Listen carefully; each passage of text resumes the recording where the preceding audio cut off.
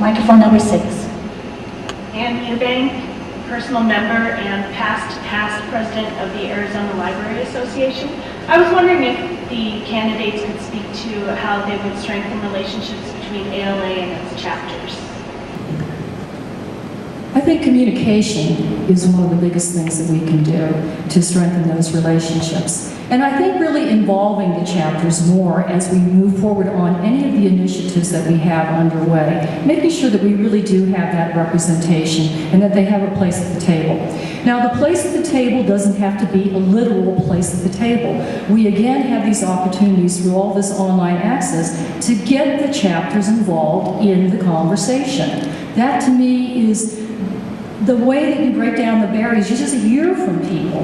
Have a conversation. We can have conversations online. We don't have, and we can do them through the wikis. We don't have to wait until we get to conferences to have these discussions.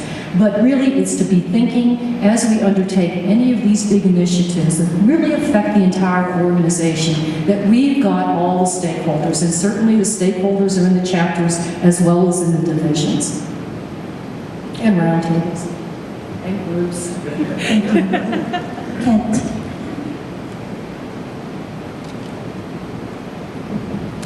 Well, like many of you out there, I began in chapters. Kansas, Missouri, and now Ohio. And there always seems to have been a little bit of a disconnect at times between chapters, and I say chapters, and also school divisions, state school associations that are sometimes different from the chapters. And ALA has a mechanism to make this happen. And that mechanism is the Chapter Relations Office. And that office needs to be engaged in all the new initiatives that we begin in this association. And they do need to be at the table when we talk about rolling out these new advocacy initiatives. They need to be engaged when we roll out new toolkits. They need to be engaged where we are trying to find the future leaders of this association. We had a question earlier about leadership. Well, frankly, we have great leaders and young leaders going on in the chapters.